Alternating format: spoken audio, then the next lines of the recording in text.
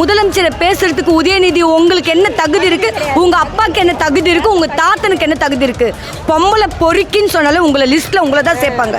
ஏன் தகாத உறவு முறையெல்லாம் வச்சு பேசுறீங்க? என்ன தகுதி இருக்கு உங்களுக்கு பேசுறதுக்கு? நான் கேட்கறேன் உங்களை. ஸ்டாலின் அவர்களும் உதயநிதி அவர்களும் சாட்டை அவர்களும் அப்புறம் பேர் என்ன சீமான் அவர்களும் முட்டாளா இருக்கீங்க. எங்களை பார்த்து வளர்ச்சியை கண்டு கண்டு இடிச்சுக்கிட்டு அழுவுங்க. அவ்வளோதான் உங்களால் முடியும். இந்த சீமான் பண்ணுற வேலையில் எச்ச வேலை பண்ணுறார் சீமான். எச்ச வேலை இது என்ன வேலை சொல்லுங்க? ஒரு மனுஷன் வந்திருக்காருன்னா அவருக்கு கொஞ்சம் டைம் கொடுத்து அவர் வாழ வைங்களேன். ஏன் நீங்களே உங்க ஆட்சி செய்யணுமா? உங்க குடும்பமே வரணுமா?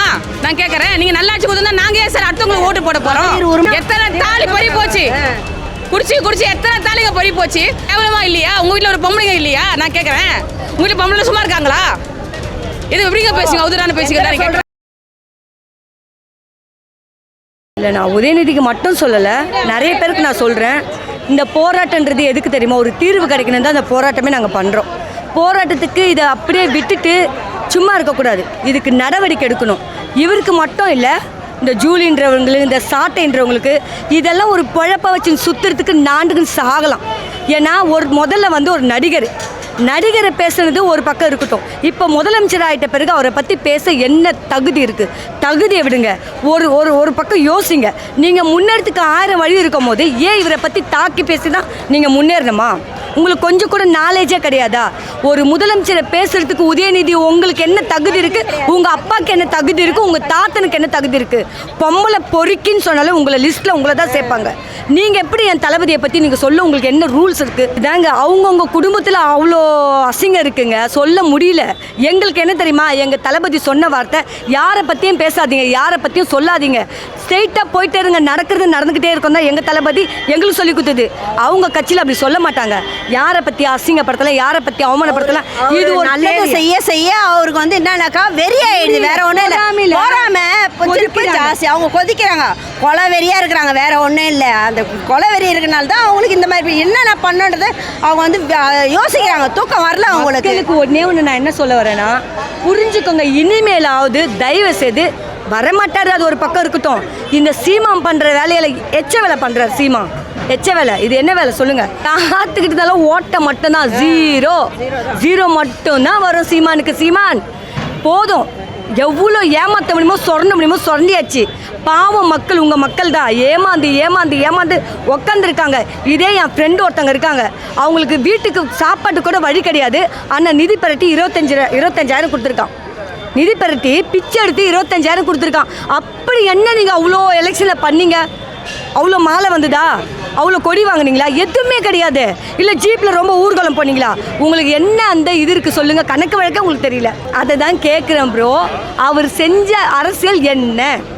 அரசியல்னா 10 மீட்டிங் போட்டாரா? இல்லை நிறைய ட்ராவல் போனாரா? ஜீப் எடுத்துட்டோ, இல்லை வண்டி எடுத்துட்டோ, இல்லை சைக்கிளையாச்சும் ஊர்வலம் வந்தாரா? இல்லையே. சும்மா ஒரு 4 பசங்க அவ்வளோதான் கூப்பிட்டாரு. அவங்களுக்கும் ₹1 செலவில்லை. நாங்கள் பிச்சத்து கொடுத்துட்டுருக்கணும். இது பொழப்பா? அப்புறம் எப்படி சார் நீங்கள் கார் வாங்குறீங்க? அப்போ எப்படி சார் கார் வாங்குறீங்க? எனக்கு புரியலையே. வீடு எப்படி கட்டுறீங்க? அப்போ வேற எப்படி? சரி, எனக்கு தெரியல. கணக்கு சொல்லுங்க. எப்படி வந்தது அந்த பணம்? ஏது பூர்வீக சொத்தா? அவங்க புள்ள படிக்கிறது பூர்வீக சொத்தா? அப்போ நாங்கள்லாம் நாற்று நடனா ஒரு கலெக்டருக்கு படிக்கணும், கமிஷனருக்கு படிக்கணும், ஐஜி ஆகணும், இல்லை ஒரு பெரிய டைரக்டர் ஆகணும். நாங்களாம் நாற்று நடணும். நாங்கள் விவசாயம் பண்ணோம். செருப்பு தைக்கிறோம் தான் இருக்கணும். அப்படி தானே? நாங்களாம் முன்னேறி மேலேறி ஒரு டீச்சரா, கலெக்டரா, போலீஸாக அங்கே வரக்கூடாது இல்லையா? அப்படி தானே? இல்லை. பெண்களுக்கு முதல் உரிமை கொடுத்தது கலைஞர் தான். அவர் தான் எடுத்துகிட்டு வந்தார். அது எடுத்துகிட்டு வந்தது அவர் தான். ஆனால் அதை முறைப்படுத்தலை. எங்கே பார்த்தாலும் அதை எப்படி சொல்கிறது, நம்மளை முதலமைச்சர் அம்மாவையே முன்னுரிமை கொடுத்துட்டு, பெண்களுக்கு முன்னுரிமை கொடுத்துட்டு புடவை பூச்சி இருக்கலையா? நம்ம கலைஞர் புடவை பூச்சி இருக்கலையா? அதுவும் சட்ட சபையில் யார் கேள்வி கேட்க முடிஞ்சுது? யாரெல்லாம் முடிஞ்சுதா? இன்னொரு விஷயம், 100 நாளில் உங்களுடைய கோரிக்கை நான் நிறைவேற்றுவேன்னு சொல்லி தான் வாக்குறுதி கொடுத்து தான் அவர் சிஎம்ஏ ஆனார். ஆனால் அந்த 100 நாளுக்குள்ளே அவர் என்ன கோரிக்கை நிறைவேற்றினார்? எத்தனை பேருக்கு நிறைவேற்றிட்டார் அவர்? ஸ்டாலின் சார் ஐயா, புரியுதுங்களா? சில டைமில் பார்த்தீங்கன்னா முழுக்க திமுக ஆளே அவரையே நாசம் பண்ணிட்டு உட்கார வச்சாங்க வீட்டில். இதுதான் உண்மை. நாங்கள் மக்கள் யாரும் அவரை பழி வாங்கலை. மக்கள் மேலே குற்றச்சாட்டு வைக்கவே கூடாது. நல்ல முறையில் ஆட்சி செஞ்சிருந்தாருன்னா இன்றைக்கி அவர் தான் சிஎம்மாக இருந்திருப்பார் இல்லைங்களையா? ஆனால் அவர் தவறிட்டார். கொஞ்சம் என்ன செஞ்சார்? சூழ்நிலை காரணமாக வீட்டை மட்டும் அவர் பார்க்க ஆரம்பிச்சார், நாட்டை பார்க்கல. எங்களை கவனிக்கலாம் ஐயா, புரியுதுங்களா? இல்லை நாங்கள் எதுக்கு அதை தான் சொல்கிறேன். எங்கெங்கேயோ மால் கட்டினாரு, சத்திரம் கட்டினாரு, எவ்வளோ பணங்க கொள்ளடிப்பாங்க. நாங்கள் கேட்குறோம் மக்களுக்கு.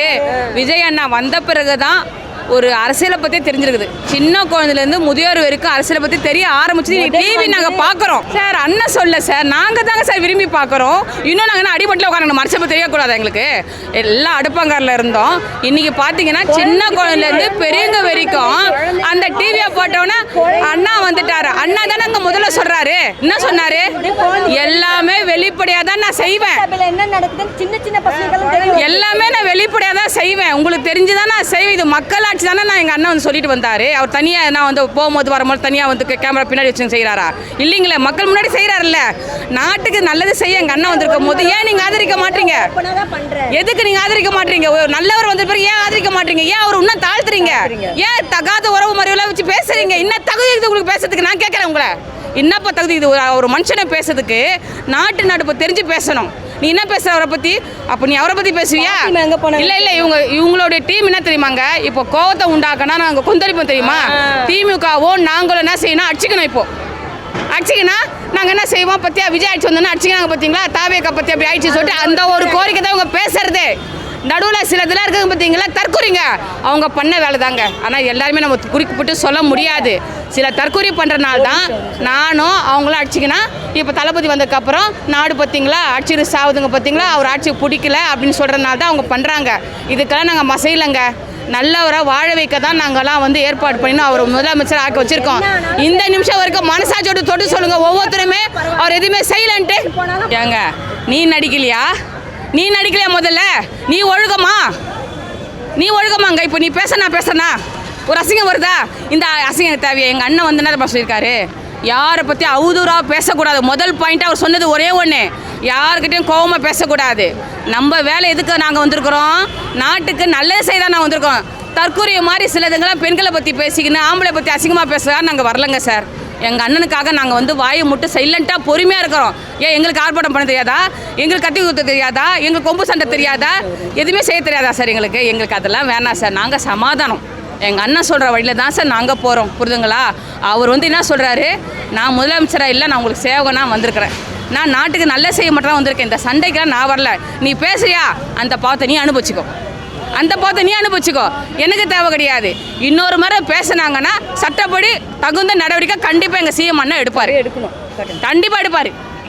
தற்குறின்றாங்களே, தற்குறி அதுலேயே நான் தளபதி சொன்ன மாதிரி ஆச்சரியக்குறி, வெற்றிக்குறி எல்லாமே குறி இருக்குது. அந்த குறின்றது என்னங்க? அம்பு என்ன பண்ணோம்? நேராக ஷார்ப்பாக எங்கே இருக்கோ அங்கே போய் இலக்கையை போய் தாண்டோம். அந்த மாதிரி இருக்குது. தற்குறின்றது ஒரு வார்த்தை கிடையாது, வெற்றி. அந்த வெற்றி நீங்களே தான் எங்களை மேலாக்குறீங்க. காக்கான்னு சொன்னாங்க முதல்ல வரும்போது ஒருத்தர், ஒரு பிரபல நடிகர் வந்து எங்களை காக்கான்னு சொன்னார். உயர பறந்தாலும் காக்கா கழுகாகாதுன்னு சொன்னார். நான் சொல்கிறேன், காக்காவோட அறிவுரையை சின்ன பாடப்புத்தகத்திலே நீங்கள் கண்டுபிடிச்சிருக்கலாம் காக்காவை. அதே மாதிரி ஒரு காக்கான்றது வந்து ஒருத்தர் மட்டும் தனியாக சாப்பிடாது. காக்கான்றது எல்லாரையும் கூப்பிட்டுட்டு எல்லாருக்கும் உங்கள் தீனி கொடுக்கணுன்னு தான் ஆசைப்படும் காக்கா. அந்த மாதிரி தானே தளபதியும். நீங்களே ஒன்று ஒன்றா சொல்லி எங்களை முன்னேற்றுறீங்க. நீங்கள் சொல்கிறீங்க தற்குறி, நீங்கள் அந்த குறி ஆச்சரியக்குறி வெற்றிக்குறியாக நிற்கிறோம். இதுக்கு மேலேயுமே எங்களை தற்குறின்றீங்க. நாங்கள் ரொம்ப அறிவாளி, உங்களுக்கு தெரிஞ்சு போச்சு. நீங்கள் எவ்வளோ முட்டாளாக இருக்கீங்க தெரியுமா? நீங்கள் எவ்வளோ தற்குறி எங்களுக்கு தற்குறி கிடையாது, முட்டாளாக இருக்கீங்க. நீங்கள் வந்து ஸ்டாலின் அவர்களும் உதயநிதி அவர்களும் சாட்டை அவர்களும் அப்புறம் பேர் என்ன சீமான் அவர்களும் முட்டாளாக இருக்கீங்க. எங்களை பார்த்து வளர்ச்சியை கண்டு இடிச்சுக்கிட்டு அழுவுங்க. அவ்வளோதான் உங்களால் முடியும். திரும்ப சார் சொல்கிறேன், ஒன்று சொல்கிறேன் சார், இந்த அவதூறு பேச்சுகள், அசிங்கமான பேச்சுகள் இதெல்லாம் பேசுறதுக்காக நாங்கள் வரல சார், ஆட்சி ஆளல சார். மக்களுக்கு எல்லாமே புரிஞ்சிச்சு சார். நீங்கள் என்னதான் மூடி மடித்து மறுபடியும் மக்கள் மேலே திணிச்சா கூட நாங்கள் விஜய் அண்ணாவை தான் ஜெயிக்க வைப்போம். நீ 2வது எலெக்ஷன் வைங்க, நீ மறுபடியும் ரீஎலெக்ஷன் வச்சா கூட நீ ஃபஸ்ட்டு செஞ்சீங்க. எவ்வளோ பேர் பஸ் ஸ்டாண்டில் சாவடிச்சிங்க, பஸ்ஸு விடாமல் ரயில்வே ஸ்டேஷனில் சாவடிச்சிங்கல்ல, இன்னைக்கு எத்தனை பேர் வந்துருவாங்கன்னு பார்த்துக்கோங்க. அது ஒரே நிமிஷம் தான் நான் சொல்ல முடியும். ஒரு மனுஷன் வந்திருக்காருன்னா அவருக்கு கொஞ்சம் டைம் கொடுத்து அவர் வாழ வைங்களேன். ஏன் நீங்களே உங்கள் ஆட்சி செய்யணுமா? உங்கள் குடும்பமே வரணுமா? நான் கேட்குறேன், நீங்கள் நல்ல ஆட்சி கொடுத்தா நாங்கள் ஏன் சார் அடுத்தவங்களுக்கு ஓட்டு போட போகிறோம்? உரிமை தொகைன்னு சொல்லி சொன்னார். அவருனா கரெக்டாக என்ன பண்ணாரு? எத்தனை வாட்டி போட்டார் மகளிர் உரிமை தொகை? எப்போ போட்டார் அந்த மனுஷன்? நான் கேட்குறேன், 1.5 வருஷத்துக்கு அப்புறம் தான் அவர் போட்டார். ஆனா வந்து அவரை பிரஷர் பண்ணி இன்னைக்கு எங்க அண்ணன் செஞ்சிருக்காருங்க. சொல்லுங்க பாக்க, மதுபானம் யாருங்க ஒழிச்சது? எல்லா தலைவரும் சொன்னாங்க. போதைப் பொருளை யார் ஒழிக்கிறது? யார் ஒழிச்சது? எத்தனை தாலி பறி போச்சு, குடிச்சு எத்தனை தாலிங்க பறி போச்சு. அத்தனை பேருக்கு அவங்க ஒரு குடும்பம் குற்றச்சாட்டு வச்சாங்களா? போதைப் பொருள் எங்கள் அண்ணன் வந்த உடனே ஃபர்ஸ்ட் கை தெலுங்க போட்டார். எங்கள் அண்ணன் எங்கே போட்டார்? அப்போ எங்கே அந்த நல்ல மனுஷன் நான் கொடுத்து தர முடியும்? எப்படிங்க கொடுத்து தர முடியும்? நான் கேட்குறேன். நான் அவர் நாட்டுக்கு தானுங்க நல்லது பண்ண வந்திருக்கிறாரு. நான் கேட்குற ஒரே இருக்கலின்னா மனுஷால நாங்கள் நம்பி தான் ஓட்டு போட்டிருக்கோம். நல்லது செஞ்சால் நாங்கள் வச்சுக்க போகிறீங்களா, அவரோட நாங்கள் தூக்கிடுவோம். புரிதுங்களா? மக்கள் ஆட்சி தானுங்க. அவர் நல்லா செய்கிறாரு. அப்புறமே நீங்கள் வந்து கஷ்டப்படுறீங்க. ஏன் அவதூறான பேச்சுகள் எதுக்கு? அசிங்கமான பேச்சுகள் எதுக்கு? உங்களுக்கு கேவலமா இல்லையா? உங்கள் வீட்டில் ஒரு பொம்பளைங்க இல்லையா? நான் கேட்குறேன். உங்கள் வீட்டில் பொம்பளை சும்மா இருக்காங்களா? இது எப்படிங்க பேசுங்க? அவதூறான பேச்சுகள் தான் கேட்குறேன். ஒண்ணுதான், அவங்க வீட்டு ஆளுங்களை சொல்றதும் ஒண்ணுதாங்க. பொம்பளை அவங்களும் பொம்பளை தான், நாங்களும் பொம்பளை தான். எங்களுக்கு ஒன்றும் பயம் இல்லை. போய் சொல்றோம், என்னானாலும் பரவாயில்ல, நாங்கள் ஜெயிப்ப அவரை ஜெயிக்க வைப்போம். நான் மறுபடியும் சொல்கிறேங்க, இந்த அவதூறான பேசுங்கள், அசிங்கமான பேசுகள் பேச்சு நீங்கள் வரணும்னா முட்டி மோதணும்னா நாங்கள் ரெடியாக இருக்கிறோம். எல்லாத்துக்குமே நாங்கள் ரெடியாக இருக்கிறோம் சார். இதே போனாலும் நாங்கள் கவலைப்பட மாட்டோம். எங்கள் ஃபேமிலியை பற்றி நாங்கள் கவலைப்படலங்க. எங்களுக்கு விஜய் சார் என்னவோ அதுதான் எங்களுக்கு. நல்ல செய்ய ஒரு மனுஷனை வந்து அவரை வாழ விடுங்க. உங்களால் முடியல ஒதுங்கி நில்லுங்க. வேடிக்கை பாருங்க, அவர் என்ன செய்யறன்னு பாருங்க. அதை விட்டுட்டு வந்து 6 மாதம் கழிச்சிருவோம், 3 மாதத்துல தூக்கிடுவோம். என்னங்க இதெல்லாம் பேச்சு? எங்க போராட்டம் பண்ணாலும் ஆனால் ஜெயிக்கிறது நாங்களாக தான் இருக்கோம். எங்க அவர் வந்து வேலைக்காக மாட்டார். ஒவ்வொரு சினிமாலையும் இப்போதாங்க எங்களுக்குலாம் விஷயம் தெரியுது. அண்ணன் நடிக்கும் போது விஜயண்ணா அவர் ஒவ்வொரு ஆரம்பத்தில் நாளை திருப்பிலேருந்து இந்த நிமிஷம் வரைக்கும் மக்களுக்காக ஒரு பீச்சா அவர் பேசியிருக்காரு. அது நம்ம தான் புரிஞ்சிக்கல. அப்போ எவ்வளோ உன்னிப்பாக மக்களை காப்பாற்றுன்ற பணியில் அவர் வந்திருக்காரு பார்த்தீங்களா? நாங்கள் திமுகவில் போய் ஒருத்தர்கிட்ட போய் வேலைக்கு பொண்ணுக்காக கேட்க போனதுக்கு அதெல்லாம் யாரும் இங்கே வேலைக்கெல்லாம் எதுவும் எடுக்கிற மாதிரி இல்லைம்மா, தயவுசெய்து. இத்தனைக்கும் நாங்கள் வந்து எங்கள் அம்மா வந்து அரசியலில் இருந்தாங்க, எங்கள் அப்பா அரசியல், எங்கள் அக்கா அரசியல், எல்லாமே ஜெயிலுக்கு போவாங்க, அரெஸ்ட் ஆவாங்க. அப்படி இருந்து எங்களுக்கு உதவி செய்யலை. அப்போ நாங்கள் என்ன பண்ண முடியும் சொல்லுங்கள்? இவங்களுக்கு கால் அடிமையாக இருக்க முடியும்? நாங்கள் கொத்தடிமையாக எவ்வளோ நாளைக்கு வாழ முடியும்? நாங்கள் ஒதுக்கிட்டோம். இப்போ யார் எங்களுக்கு நல்லது செய்யணும் அவங்க பக்கம் தான் நாங்கள் அதாச்சும் அவங்க செய்யலைன்றதுக்காக நாங்கள் போகிறதில்ல. எங்களுக்கு உயிரே போனாலும் அவர் பக்கம் தான் நாங்கள் நிற்போம். என்ன போராட்டம் பண்ணாலும் நாங்கள் அவர் பக்கம் தான் நிற்போம். ஊழல் இல்லாத ஆட்சி இப்போ வந்திருக்குங்களா? மனசாட்சியோடு பேசுங்க எல்லாருமே. நான் காலேஜ் ஃபீஸ் கட்டும் போது அங்கே ஒரு ஊழல் நடக்கும், ஹாஸ்பிட்டலுக்குள்ளே போகும்போது அங்கே ஒரு ஊழல் நடக்கும். இன்றைக்கி பார்த்தீங்கன்னா லஞ்சம் வாங்க பயப்படுறான் ஒரு மனுஷனும். ஏன் எதுக்காக பயப்படுறான்? எங்கள் அண்ணன் சொல்லியிருக்காரு, என் பேரை சொல்லி எனக்கு ஃபோன் அடி, நான் காப்பாற்றுறேன் உங்களேன்றாரு. ஆனால் எத்தனை பேர் மனுஷாளுங்க இன்றைக்கி அவ்வளோ சந்தோஷமாக இருக்காங்க தெரியுமா? உடனே அட்டெண்டனும் நிற்கிறாருங்க, செயல்படுத்துகிறாரு. உடனே நிற்கிறாரா இல்லையா? மனசா நீங்கள் சொல்லுங்கள், ஒரு மீடியா நீங்களும் சொல்லுங்கள், உண்மையாக பொய்யா? உடனே சொன்ன அட்ட ஸ்பாட் அங்கே போய் நிற்கிறாருங்க. அந்த மாதிரி சிஎம் எதிர்பார்ப்போமா? 2 நாளைக்கு அப்புறம் செத்து பண்ண பாடிக்கு நீங்கள் வந்து டாக்குமெண்ட் கொடுப்பீங்க, அப்போ எதிர்பார்ப்போமா? எதுங்க எதிர்பார்க்கணும்? நம்ம உடனே செய்கிறாருங்க எங்கள் சிஎம் அண்ணா. ஏங்க அவர் வந்து புரிஞ்சிக்க மாட்டுறாங்க ஜனங்க? நான் கேட்குறேன். பப்ளிக் எல்லாருமே சில பேர்லாம் புரிஞ்சிக்கினாங்க, சில பேர் தான் புரிஞ்சிக்கல அவங்க.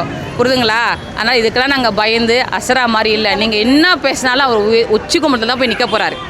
பேச தான் ஒரு மனுஷன் உயர்வு அடிவார். இல்லை, அவர் என்ன பேசினாலும் சரி, அவர் எவ்வளோ அனாவசியமாக பேசினாலும் சரி, என்ன அவதூறமான பேச்சு பேசினாலும் சரி, அவருக்கு முன்னுக்கு தான் வருவார் கண்டி, பின்னு வாங்க மாட்டார். அவர் பின் வாங்குறவங்க இவங்க தான் பின் வாங்கணும், மற்றபடி அவர் பின் வாங்க மாட்டார். அவர் இன்னும் மேலே தூக்கி தான் விடுவோம் நாங்கள். அவர் என்ன தான் போராட்டம் பண்ணாலும் சரி, எங்கே வேணாலும் நாங்கள் நிற்போம், எங்கே வேணாலும் ஜெயிச்சு காட்டுவோம். கண்டிப்பாக நல்லது நடக்கும் எங்களுக்கு. இந்த ஆட்சி நாங்கள் செமையாக வரவேற்கிறோம். நல்லது செய்கிற எங்கள் அண்ணன் இன்னும் சீரும் சிறப்பமாக இன்னும் மக்களுக்கு நல்லதே செய்வார் அவர். யாருமே நாங்கள் கவலைப்படலாங்க. இப்போ தைரியமாக நாங்கள் இருக்கிறோங்க. நாங்கள் தைரியமாக இருக்கோம். எங்களுக்கு குழந்தைங்களுக்காகலாம் நாங்கள் பார்க்கல. அவர் என்னவோ அவருக்காக என்ன எங்கள் உயிரை போனாலும் நாங்கள் அதை பற்றி பயப்பட மாட்டோம். அண்ணா, உங்களுக்கு ஒரு சிஎம் அண்ணாவுக்கு ஒரு கோரிக்கை வைக்கிறேண்ணா. எங்களை மாதிரி ஒரு விதவைகள்லாம் நிறைய பேர் இருக்காங்கண்ணா. கணவனை இழந்து 2 பிள்ளைங்களை வச்சுட்டு கஷ்டப்படுறோண்ணா. நாங்களாம் கூட எங்களால் உங்களை பார்க்க முடியல. எங்கே வந்து உங்களை பார்க்கணும், யார்கிட்ட வந்து கேட்கணும், எங்களுக்கு சிலர்லாம் தெரிய மாட்டேங்குது. நான் வீடு வாசல் இருந்தோம் பிரயோஜனம் இல்லை. நிறைய ஆப்ரேஷன் பண்ணிட்டு நானும் உடம்பு சுகம் இல்லாமல் இருக்கிறேண்ணா. என்னால் பிள்ளைங்களும் பார்த்துக்க முடியல. சொந்த வீடு கிடையாது, வாடகை கட்டி சமாளிக்க முடியல. ரொம்ப வேதனையாக இருக்குது. ஒரு நிரந்தரமான ஒரு வேலை வாய்ப்பு எனக்கு கொடுத்து என் பிள்ளைங்களை கொஞ்சம் படிக்க வச்சு எனக்கு ஒரு சொந்த வீடு வாசல் கொடுத்தீங்கன்னா என்ன மாதிரி இருக்கிறவங்களுக்கு எனக்கு மட்டும் நான் கேட்கலண்ணா. கொஞ்சம் இதை நீங்கள் ஆதரிக்கணும்னு சொல்லிட்டு மிக தாழ்மையோடு கேட்டுக்கிறேன் சிஎம் அண்ணாவே.